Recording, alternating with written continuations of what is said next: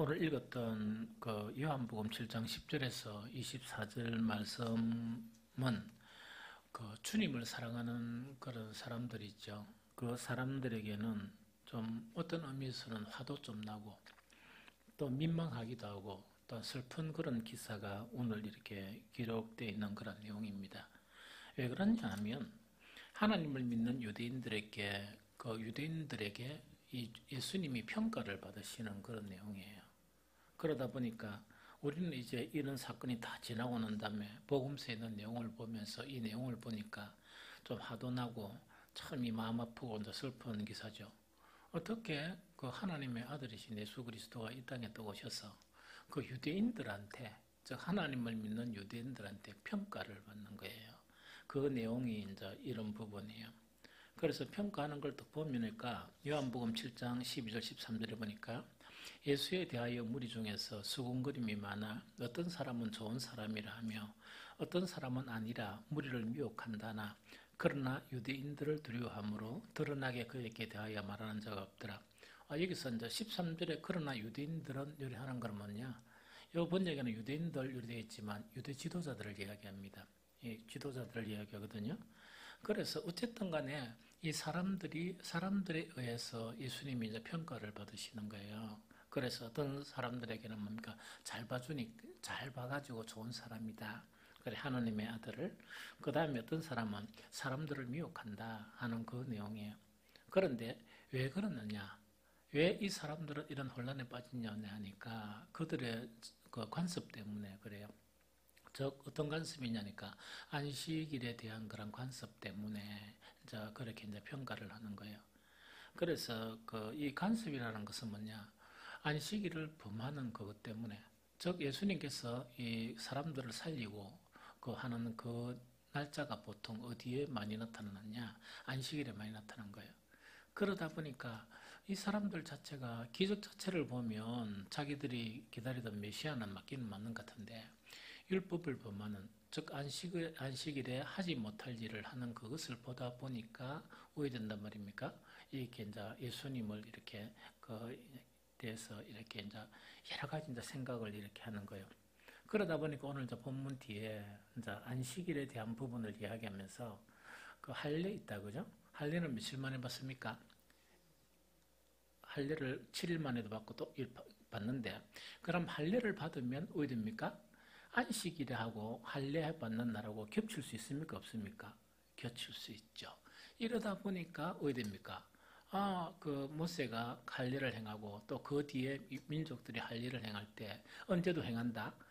안식일에도 행하죠. 그거 지금 이야기하는 거예요. 그래서 너희들은 부질없는 그런 것 때문에 이렇게도 생각하고 저렇게도 생각하고, 그런데 예수님은 스스로 할례 그것보다도 뭐 하는 일? 사람을 살리는 일을 안식일에 하는데 그것 가지고 이제 막 이래 이제 되는 거예요. 그래서 우리도 한 번씩 오늘날 신앙생활 하면서 이 그 관습 있죠, 관습. 내가 어릴 때부터 어떤 행했던 그런 간섭은 진리는 아니거든요. 단지 진리를 수행하면서 우리는 이런 습관으로 이런 간섭을 했다는 그 부분이죠. 그러면 우리 간섭에 좀 안 맞으면 이것이 이단이다 이렇게 하면 안 돼요. 그건 아주 위험한 거거든요. 그래서 그 우리가 그 이 도 자체, 진리 자체를 가지고 분별해야 되지, 그 우리의 간섭하고 좀 안 맞으니까 좀 이상하다, 저라니까 좀 이상하다 하는 것은 이 실수하기가 상당히 쉬운 그런 부분입니다. 그래서 어쨌든 간에 예수님께서 이제 이 뭡니까? 오해되는 간에 평가를 당하게 되는 그 내용이에요. 그래 이제 예수님이 평가를 당하니까 예수님께서 오늘 이제 결정적인 말씀을 하시는데 어떤 말씀인가 하는 게 16절 말씀이에요. 예수께서 대답하여 이르시되 뭐라고요? 내 교훈은 내 것이 아니고 나를 보내신 이의 것이니라 이야기죠. 그럼 이거는 뭐냐니까 왜 예수님께서 내 교훈 이렇게 이야기했느냐? 이 사람들 자체는 누구로부터? 랍비들로부터 이렇게 이제 교육을 받잖아요. 이 랍비들로 받는데 이 랍비의 전통 자체는 어떤 분께 랍비로부터 또 배우고 랍비로부터 배워서 이렇게 가르치는 거예요. 그게 이제 전통이에요. 그래서 가장 이것이 흥행했던 것이 예수님 오시기 약 3세기, 3, 4세기 전부터 이 선지자 끊어졌죠. 이러다 보니까 다시 율법으로 들어가자. 이래가 율법 연구기관이 율법 연구하는 것이 생기면서 바리새파가 생기고 그다음에 사두개파가 생기고 에센파가 생기고 막 이렇게 이제 계파가 이렇게 나눠지는 거예요. 이 나눠지면서 뭐냐 율법 연구 또 율법 중시 그런 사상이 일어나면서 정말 그 어떤 문화생들에 의해서 그 전수되고 하면서 일반 사람들에 대해서 그 전수된 그 랍비들에 의해서 전수된 것을 이렇게 가르치는 거예요. 그러면 누구로부터 배운 겁니까? 사람으로부터 배워서 사람에게 가르치죠. 그런데 예수님은 뭐라고 하는 거니까 내 교훈, 내가 가르치는 것은 랍비로부터 배웠겠습니까? 안 배웠겠습니까? 그거와 다르다는 이야기죠. 내 교훈은 내 것이 아니고 누구 것이라고? 나를 보내신 하나님의 그런 하나님의 것이다. 대단하죠. 이렇게 이제 선언을 하시는 거예요. 이제 선언을 딱 하시는 게 이런 부분이에요. 그래서 복음에 대한 부분이 어떤 부분이니까 하나님의 말씀, 사람에게 의해서 전수되고 사람의 전통에 의해서 비워지는 게 아니고 바로 하나님의 그런 말씀, 그거 지금 이야기하는 거예요. 그러면서 예수님께서 아주 이제 17절에 아주 이제 중요한 그런 이제 말씀이에요. 그럼 너희들에게 하면서 그 유대인들에게 이제 평가를 당하다 보니까 아주 안타깝다 보니까 너희가 분별할 수가 있다. 너희가 정말 내가 하는 이 말이 내가 전하는 이 교훈이 진짜 하나님의 말씀인지 사람의 교훈인지 분별할 수 있다는 그 이야기예요. 대단한 거예요, 이거.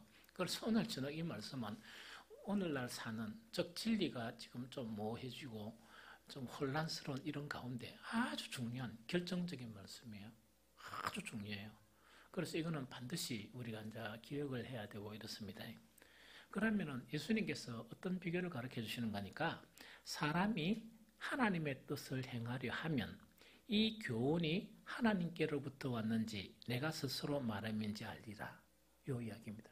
그럼 여기서 내가 스스로 말하다는 것은 뭐냐? 사람이 스스로 이렇게 말하는 그걸 이야기합니다. 하나님의 말씀이 아니고 사람이 사람의 이렇게 말을 하는 그거 지금 이야기하는 거예요. 그래서 그 분별하는 것은 뭐냐? 너희들이 만약에 하나님의 뜻을 행하려 하게 되면 하나님께서 보여주신다. 즉 내가 말하는 것이 하나님의 교훈인지 안 그러면 사람들이 스스로 이야기하는 그런 이야기인지 그런 교훈인지 즉 랍비로부터 배운 그런 교훈인지 분별할 수 있다는 그 이야기입니다. 아주 간단합니다. 그러면 핵심 내용이 어떤 내용입니까? 뭘 하기로 하기만 하면 어떤 사람이라도 뭐 하려고 하면 하나님의 뜻을 행하려고 하면 하나님이 보여주신다는 그 이야기거든요. 대단히 쉽죠. 그래서 어떻게 하면 되는 거니까 우리도 막 혼란스럽죠. 막 서로 막 이렇게 맞다 안 맞다 막 싸우고 이랬었죠. 그럴 필요가 없고 내가 하나님의 뜻을 행하고자 딱 마음만 딱 먹으면 오해된다고요? 내 스스로 하나님께서 분별력을 주신다는 그 이야기입니다. 이 무슨 말겠죠? 그러면 여기서 이제 중요한 게 뭐냐? 하나님의 뜻을 행하려 하는 게 어떤 것이냐 구체적으로 여기서 탁 막히죠. 그래서 항상 성경을 보면 뭐냐니까 이 말씀 자체 실전적인 부분이 뭐냐? 무엇을 이야기하느냐? 적용을 내가 어떻게 해야 되느냐? 이거 자체가 상당히 중요하거든요. 그러면 뭐 자관이 성경을 통해서 성경 푸는 것이 가장 중요해요. 그러면은 하나님의 뜻을 행하려 한다는 것은 하나님의 뜻대로 행한단 말입니까? 행하려고 결심하고 노력한단 말입니까? 결심하고 노력하는 그것만으로 된다는 이야기입니다. 다시 이야기합니다. 예수님께서 말씀하신 것은 사람이 하나님의 뜻을 행하려 하면 하는 요거는 하나님의 뜻대로 살고 있다는 게 아니고 하나님의 뜻대로 살고 있지는 않지만은 하나님의 뜻대로 살려고 딱 이렇게 마음을 먹고 그대로 뭡니까? 이렇게 노력한다. 그 이야기겠죠? 알겠습니까? 그게 얼마나 은혜가 됩니까? 우리가 그게 아니면은 하나님으로부터 온 교훈인지 사람의 교훈인지 분별이 안 돼요. 왜? 100% 하나님의 뜻대로 사는 사람이 있겠습니까? 없겠습니까? 없겠죠. 그렇죠? 그래서 이거는 이제 불가능한 일이거든요. 그런데 예수님의 말씀 자체는 뭐냐? 사람이 뭐 하기만 하면 하나님의 뜻대로 행하려고 딱 다짐하고 하나님의 뜻대로 행하려고 딱 이렇게 이제 결심을 하고 살아가는 그런 사람에게는 뭘 보여준다고요? 딱 이렇게 이제 분별력을 주신다는 그 이야기입니다. 좋죠? 좋다, 그죠? 그러면 이제 실제적으로 사람이 하나님의 뜻대로 행하려고 딱 하는 이건 뭐냐? 이게 아주 중요하죠? 이걸 가지고 성경을 가지고 이것을 이렇게 좀 풀어보는 게 너무 중요할 것 같아요. 그러면 한 세 가지를 이렇게 보면 참 이게 거의 이렇게 하나님의 뜻대로 행하고 사는 이거 있죠. 이거 자체가 형성될 것 같아요. 제일 첫 번째로 뭐냐? 로마서 12장 2절 말씀이에요. 우리 찾아봅시다. 로마서 12장 2절. 너희는 이 세대를 본받지 말고 오직 마음을 새롭게 함으로 변화를 받아 하나님의 선하시고 기뻐하시고 온전하신 뜻이 무엇인지 분별하도록 하라. 너무 멋지죠. 그래서 이 사도 바울은 뭐냐? 사람이 하나님의 뜻을 행하려 하면 하는 그런 실천 부분에서 한 가지 부분을 우리에게 아주 로마서에서 가르쳐주고 있는 거예요. 그런데 사도 바울이 이렇게 로마서에서 12장 2절에서 이 부분이나 요한복음 7장 17절에 예수님의 말씀이 유사한 부분이 많아요. 이거는 뭡니까? 노력하는 겁니까? 실제로 하고 있는 겁니까? 둘 다 노력하고 있는 거예요. 둘 다 막 노력하고 있는 거거든요. 그러면은 로마서 12장 2절에서 정말 사람이 하나님의 뜻을 행하려 하면 하는 이것의 실천적인 부분을 어떻게 적용하느냐? 로마서 12장 2절처럼 적용할 수 있어요. 그런데 로마서 12장 2절은요. 자세히 보면 한 가지가 아니고 세 단계예요. 세 단계. 우리가 노력해야 될 일이 세 가지가 있습니다. 제일 첫 번째로 무엇을 해야 됩니까?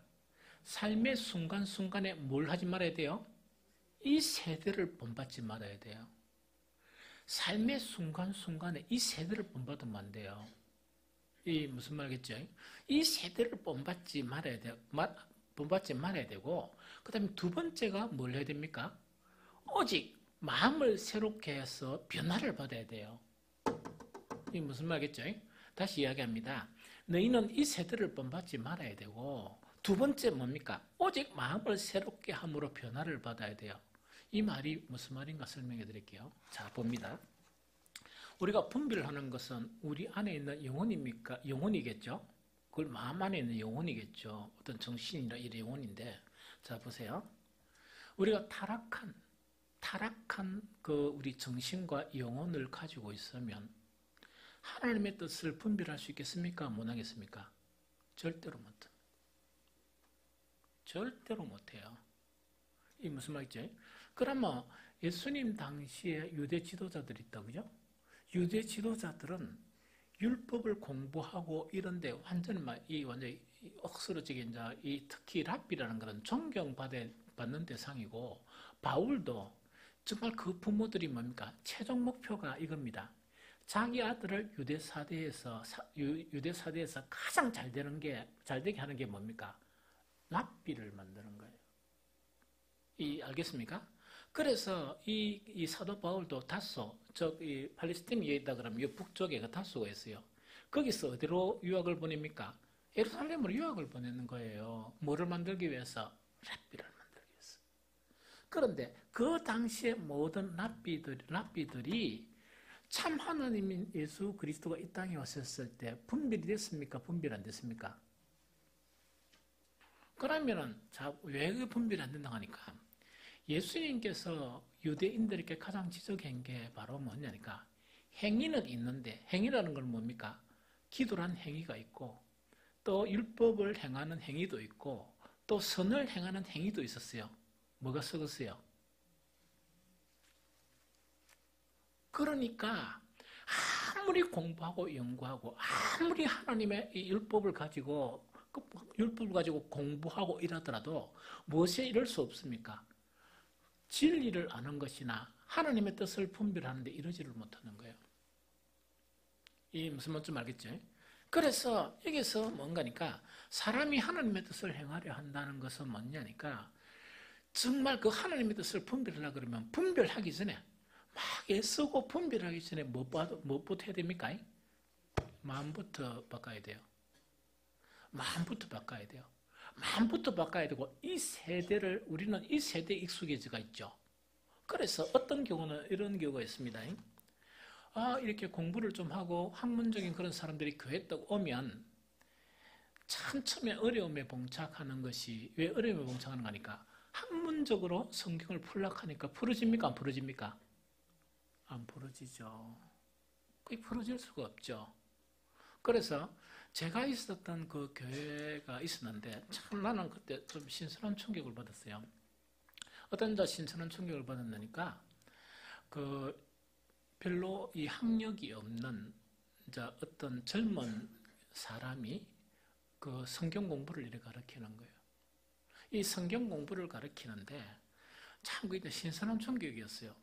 누가 거기에서 배우고 있느냐? 대학 교수가 배우고 있었어요. 세상에 같으면 맞습니까? 맞습니까? 안 맞죠. 그래서 제가 신선한 충격이라는 것은 뭐냐? 대학 교수가 되고자 하면 그거 다 알아요.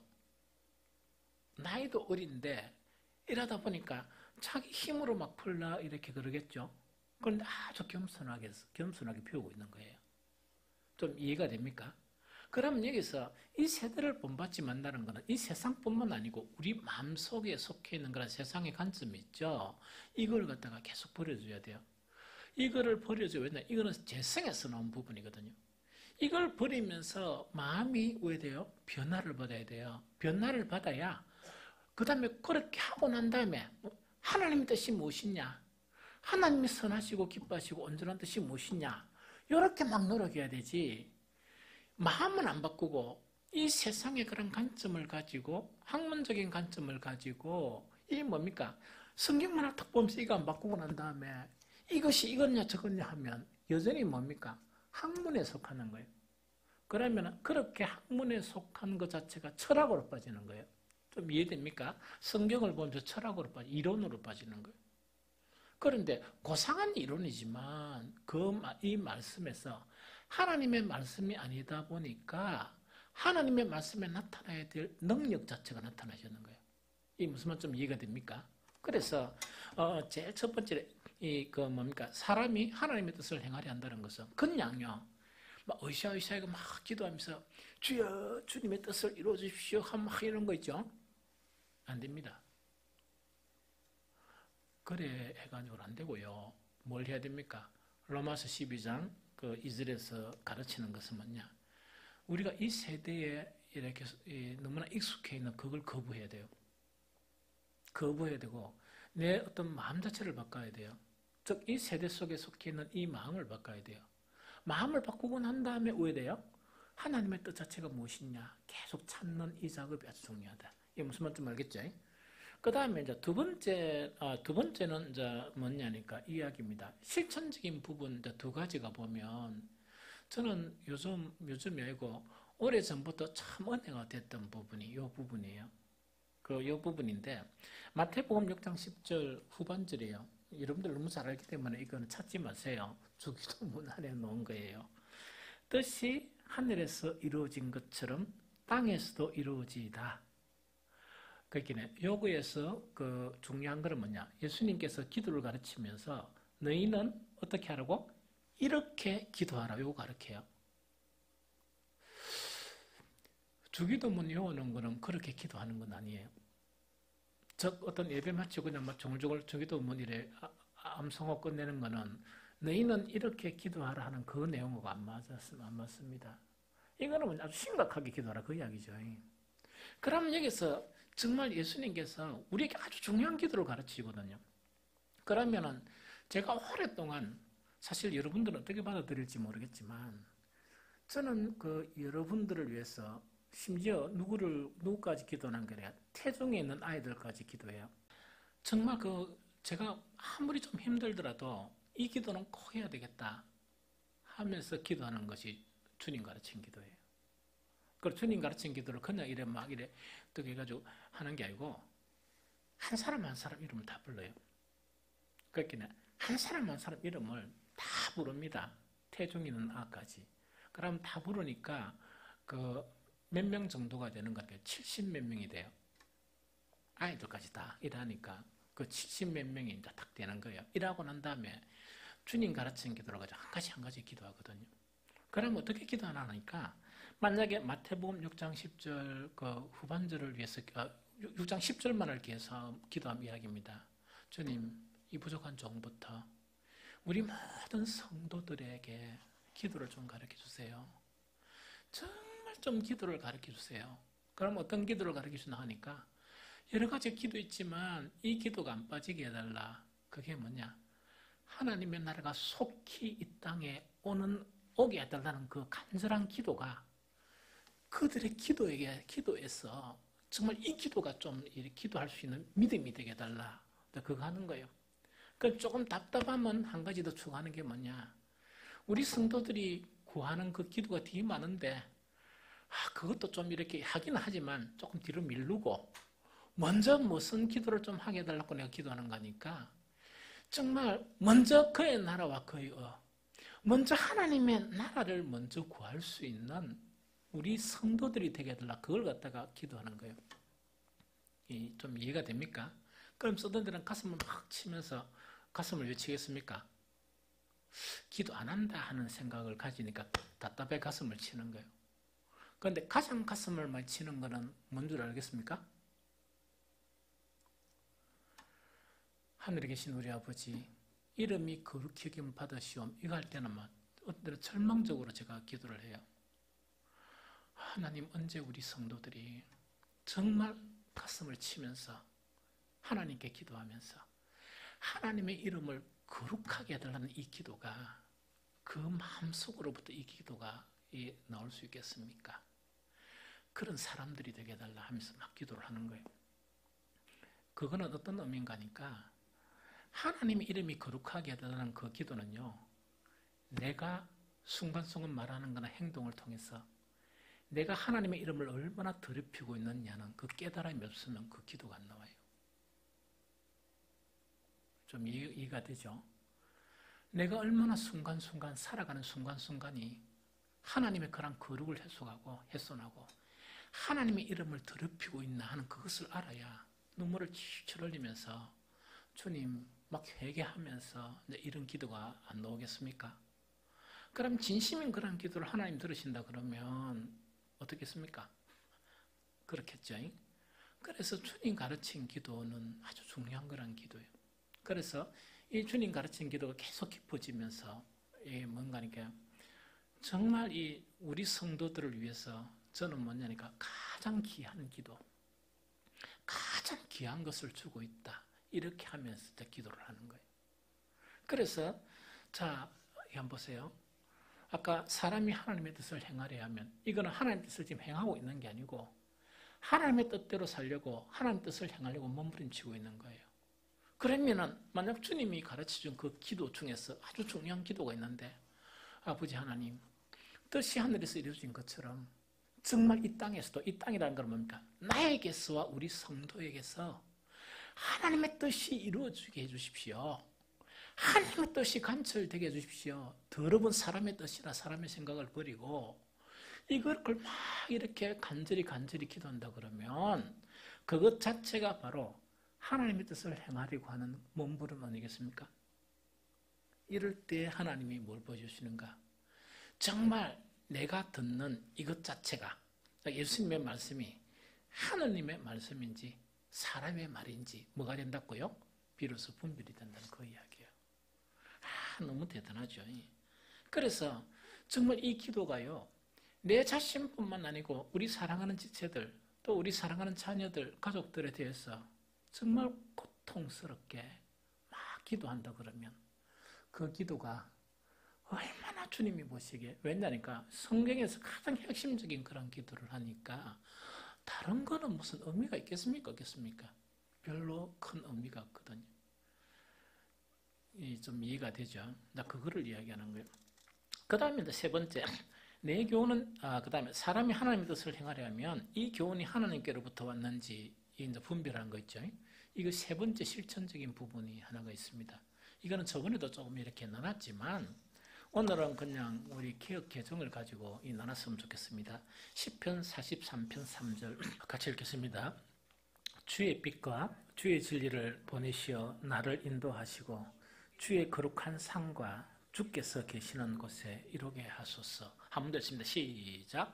주의 빛과 주의 진리를 보내시어 나를 인도하시고 주의 거룩한 상과 주께 계시는 곳에 이르게 하소서.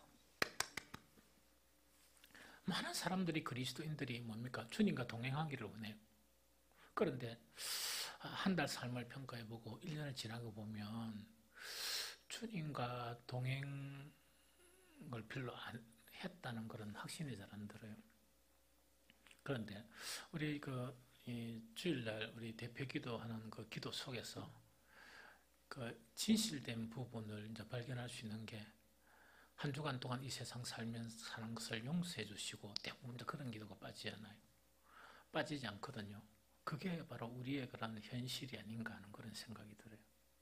그래서 이제 돌이켜보면 뭐냐, 주님과 동행은 별로 안 한 것 같아요. 그런데 여기서 아주 중요한 관점이 있거든요. 어떤 관점이 있나 하니까 주님과 동행이라는 것을 사람들은 오해가 기도하는 시간을 확보하고 교회에 있는 시간을 확보하고 이렇게 해요. 그러면 다 사표내야 됩니까? 사표내야 됩니까? 못하잖아요. 그죠? 그런데 성경이 가르치면 그런 게 아니에요. 그런 게 아니고 깨어있으라는 것은 영 안에서 깨어있으라 그 이야기예요. 육신적인 욕구를 부숴버리고 잠자지 말라는 그런 게 아니거든요. 어쨌든 간에 이제 그러는데 참 신앙이라는 것은 교회에 있을 때나 기도할 때나 예배드릴 때나 우리 교제할 때나 세상 살아가는 모든 순간순간에 그때 신앙이라는 것 자체가 나타나야 돼요. 그런데 주님과 동행은 어떻게 하느냐, 이렇게 한번 할 수 있어요. 매일 순간순간, 매일 아침마다, 매일 저녁마다 또 순간순간 어떻게 이제 기도하는 거니까 주님의 빛과 주님의 진리를 보내주셔서 나를 인도해 주십시오. 즉 이건 어떤 거니까 순간순간 한 번씩 이걸 갖다가 이렇게 계속 흥얼거리면서 기도를 하는 거예요. 이거는 뭐냐, 내 생각, 내 의지, 내 뜻 이대로 하지 말고 주님의 빛과 주님의 진리를 나에게 보내주셔서 나를 인도해달라 그 이야기입니다. 그럼 어디로 인도해달라고요? 주의 거룩한 상과 주께서 계시는 곳에 이르게 하소서. 말을 바꿔보면 어떤 말이냐, 내가 어느 곳에 가든지 주님의 빛과 주님의 진리를 나에게 보내주셔서 주님이 나와 함께 동행하시고 하는 그런 내용이에요. 여러분들 너무 은혜 안쓰러워요. 그래서 뭐 어디 있고 저기 있고 관계없어요. 뭐 일하고 있고 저거 아무 관계가 없습니다. 그래서 순간순간 마음이 좀 어지럽고 막 이렇게 뭡니까 혼란스럽다 할 때는 뭔가니까 정말 하소연처럼 주님의 빛과 주님의 진리를 나에게 보내주셔서 나를 이끌어가 주십시오. 나의 일터에서나 모든 순간순간에. 그래서 여기서는 뭐니까 거꾸로 뭐냐, 주의 성산에 이루고 주님이 계신 곳에 나를 이끌어달라 그런 이야기지만 그걸 바꿔서 이야기하면 뭐냐, 내가 어느 곳에 있든지 주님의 임재를 확보하고 주님이 나와 함께하는 그런 시간이 되게 하라 그 이야기예요. 이거는 정말 아까 이야기했죠. 예수님이 사람이 주님의 뜻을 행하려 하면 하는 그 어떤 실천적인 노력이 있죠. 노력에서 실천적인 부분이 이것도 아주 중요한 부분이에요. 주님 가르친 기도 있죠. 예수님 가르친 그 기도 아주 중요하고 이것도 너무너무 중요하고 또 뭐겠습니까? 아까 로마서 12장 2절이 있죠. 정말 이 세대 순간순간 이 세대 내 생각과 내 마음대로 하고 싶은 것을 탁탁 차단시키면서 마음을 새롭게 팍 하면서 막 고개를 한번 흔들고 하면서 뭐라고요? 이런 상황 순간순간 가운데 하나님의 기뻐하시고 선하시고 온전한 뜻이 뭘까? 그걸 묵상하는 거예요. 이것이 습성이 되어져 가면 그 사람은 뭡니까? 그런 삶 속에서 하나님의 뜻을 행하려고 몸부림치는 그런 사람이다. 이런 사람에게 하나님은 선물을 주시는데 어떤 선물을 주시느냐? 분별력을 주시는 거예요. 이것이 하나님께로 온 것이냐? 사람에게 온 것이냐? 그 분별력을 주시는 거예요. 그런데 이게 저 사람 좀 이상하네. 말투가 좀 이상하네. 이런 거 있죠. 또 우리가 하는 그런 행동이 아니네. 미국 사람 행동이에요. 아프리카 사람 행동하고 우리 아프리카가 우리 또 앉아 신앙생활을 보면 좀 저런 게 있나 싶을 겁니다만 그거는 중요하지 않아요. 그게 중요하지 않거든요. 그래서 이렇게 분별해가는 것을 우리에게 가르쳐주는 아주 중요한 교훈이에요. 그 다음에 이제 요거하다고 연관된 거 예수님은 결정적으로 말씀하시는 게 요거는 간단히 이야기 18절 같이 읽어봅니다. 같이 읽어봅니다. 시작. 스스로 말하는 자는 자기 영광만 구하되 보내신 이의 영광을 구하는 자는 참되니 그 속에 불의가 없느니라. 이건 예수님 스스로 자기를 소개하는 거예요. 왜냐니까 유대인들이 예수님을 평가하니까.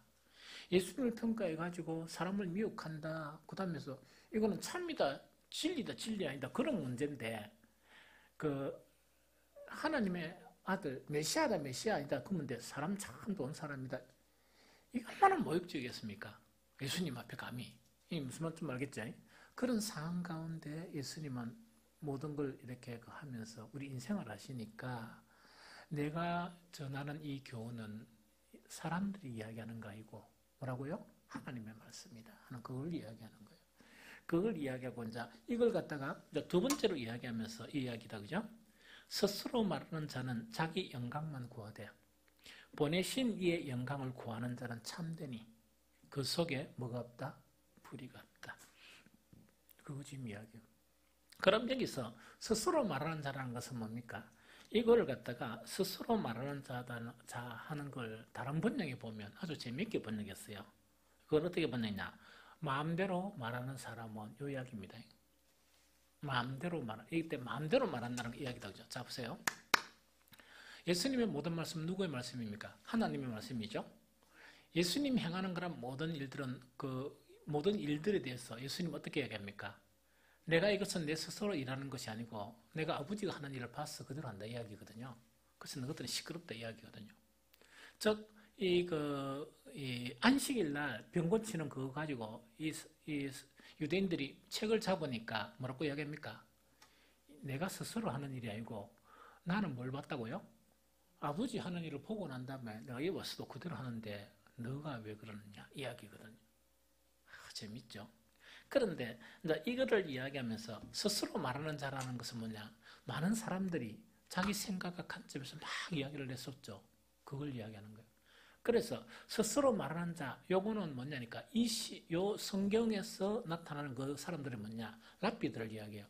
그 유대인의 지도자들이 막 이렇게 가르치는 거 있다니까 그거 지금 이야기해요. 그러면서 스스로 말하는 자는 뭐 한다고요? 자기 영광만 구하되. 이때 자기 영광만 구하되 하는 것은 뭘 이야기하는가? 자기 영광만 드러낸다는 이야기예요. 즉 하나님의 영광은 안 드러내고 뭘 드러낸다고요? 자기 영광만 자꾸 드러내는 거예요. 이걸 지금 이야기합니다. 그런데 보내신 이의 영광을 구하는 자는 이거는 뭡니까? 예수님 자신을 이야기해요. 즉 나는 뭐냐? 하나님의 영광만 드러낸다는 이야기거든요. 예수님 스스로는 치욕의 십자가를 지고 사람들에게 평가나 받고 제자들에게 뭡니까? 완전 이렇게 불신도 당하고 막 그런 일을 당하는 거예요. 그러면서 예수님의 일생 자체는 하나님의 뜻을 행하려 오셨고 그 다음에 하나님의 영광을 드러내는 그 일을 지금 하시는 거예요. 그래서 보내신 이의 영광이라는 것은 하나님의 영광을 드러내는 자는 참되니 그 속에 뭐가 없다? 전혀 불의가 없다는 것은 그것은 곧 누구의 말씀이다? 하나님의 말씀이다. 하는 그 자체를 지금 이렇게 말씀하시는 거예요. 좀 이해가 되죠? 그래서 오늘 읽었던 요한복음 7장 10절에서 24절 이 말씀은요. 정말 한편으로서는 참 슬픈 또 주님을 사랑하는 그런 사람들로서는 화나는 그런 말씀이에요. 이 화나는 그런 이 상황이지만 정말 이런 상황 속에서 예수님은 혼란한 세대 속에 살아가는 우리들에게 아주 귀한 교훈을 줘요. 아주 귀한 교훈을 주는 거예요. 그게 뭐라고요? 사람이 하나님의 뜻을 행하려 하면 정말 이것이 하나님에게로 온 것인지 누구로부터 온 것인지 사람에게 온 것인지 그것을 알게 된다 하는 정말 우리에게 필요한 그런 교훈이에요. 그래서 오늘 이 교훈의 말씀을 마음에 오늘날 이 세대를 살아가는 우리들에게 정말 마음에 간직해야 돼요. 그 다음에 오늘 나눠줬던 실천적인 부분이 있다, 그죠? 로마서 12장 2절. 또 그뿐만 아니고 마태복음 6장 10절 하반절 기도하는 거 있죠. 그 다음에 세 번째, 정말 시편 43편 3절 이 말씀은 실천적인 부분으로서 계속 기도에 여러분들의 삶 속에 나타나야 돼요. 목사도요, 끊임없이 기도하면서 이 기도가 목사의 기도가 있는데 그 안에 이 기도 내용이 다 있습니다. 왜냐니까 내가 내를 신뢰해가지고는 한순간도 실패하기 쉽거든요. 그래서 저는 끊임없이 주님의 빛과 주님의 진리를 보내주셔서 나는 그 세 번역으로 나의 길잡이가 되게 해주십시오. 매 순간순간 나의 길잡이가 되게 해주십시오 하는 그런 기도를 끊임없이 이렇게 기도를 하게 되거든요. 여러분들이 기도 안에도 예수님이 가르쳐준 아주 중요한 기도 있죠. 그 기도가 그냥 이렇게 그냥 다성적으로 이렇게 암송하고만은 그렇게 하지 말고 여러분들이 기도 시간에 아주 진지하게 주님이 가르친 기도를 되새기고 기도하다 보면 정말 이 예수님이 우리에게 가르쳐 준 기도는 기도 중에 베스트다. 정말 중요하다. 이것 외에 더 추가할 것이 없겠구나 할 정도로 아주 대단한 기도예요. 그래서 우리 성도들을 위해서나 여러분들 자신들을 위해서 그 다음에 우리 자녀들이나 가족들을 위해서 이 기도하는 만큼 더 훌륭한 기도는 없습니다. 그래서 정말 이렇게 되어서 이 세대를 살아가면서 내 기도를 통해서 나와 연관된 사람들이 진리에 속하고 분별력이 있고 나도 신앙생활하면서 분별력을 가지게 되는 그런 아름답고 놀라운 축복이 저와 여러분들의 축복이 되기를 축복합니다.